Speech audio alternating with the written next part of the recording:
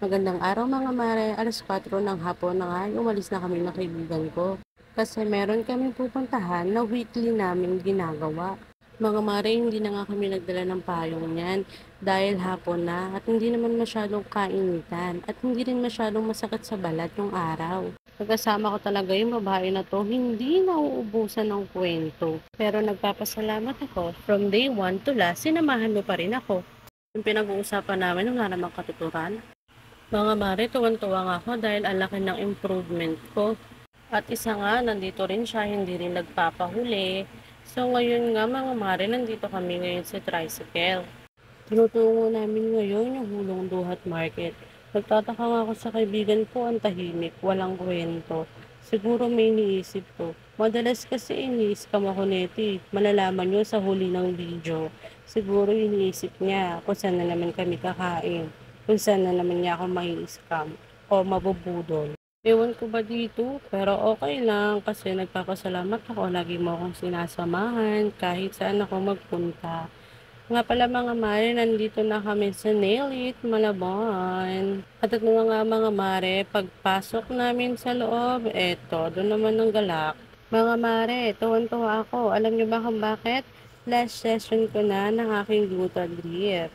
Push lang siya, pero ang next na ipapagawa ko ay ang hikari drip na umaabot siya ng 45 to 1 hour. So ka namin isinimulan ko na agad ang treatment namin ni Nurse Pinky. Mga mare, hindi na ako nakapag-video kasi late na kami sa nasabing oras. Mga mare, siguro mga 15 minutes lang siya kasi push lang naman yung ginagawa ni Nurse Pinky sa akin.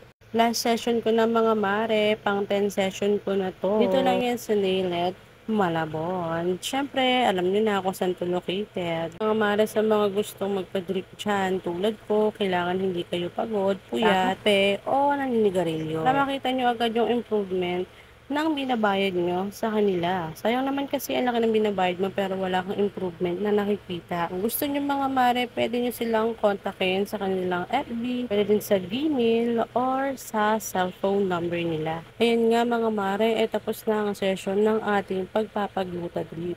So medyo nangalay ako mga mare, almost 15 minutes nagpahinga na rin ako. Kasi mga mare, nangangalay yung kabilang braso ko. Pero don't worry, it's a normal sa mga nagpapagluta dyan. So ayan mga mare, tapos na nga. At tuwang-tuwa kami dahil nakumpleto na. At pagtapos nga nun, nagpaalam na kami. Sila nurse na uuwi na kami at pink na pink ang kanilang salon. Thank you, Ninit. Nag-usap sila dyan mga mare kung anong merienda yung bibili nila. At now, paalis na kami dahil nakapag-rest na ako ng 15 minutes. Nagpaalam na rin ako at thank you. At ito na nga mga mare yung exciting part.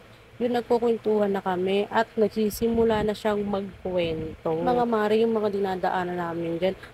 Kadalasan talaga mga mare, mga kainan. Tapos kwento siya ng kwento na kung ano-ano.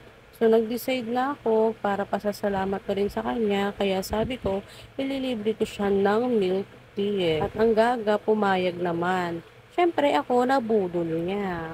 Huwag tayong maging madamot mga mare, lalo kung meron naman tayong extra. Lalo na mga mare sa kaibigan natin dahil kahit wala man sila o meron, still your friend. Hindi nasusukat ang pagiging magkaibigan sa dami ng pera. Ang mahalaga, maayos kang pakikisamahan, maayos kang pakikitunguhan, at sasamahan ka sa lahat ng bagay. Sa inuman man yan o sa kalandian. Charot lang. At ayun na nga mga mare, malapit na kami sa milkihan. Sabi ko nga sa kanya, doon na tayo mag-milk tea sa Big Brew, malapit sa Bayad Center. Mga mare, napakaganda ng panahon ngayon, napakaaliwalas. At ito na nga, sabi sa hula, mga mare, ganito ba ang milk tea niya? Siyempre mga mare, walang bago, nabudol na naman tayo. Nung nandiyan na nga mga mare yung pagkain namin, nagtanong ako sa kanya, sabi ko, milk teahan ba to? Hindi na nga ako nagsalita, kahit sa barbecuehan niya talaga ako dinala para kumain. Yun lang, salamat.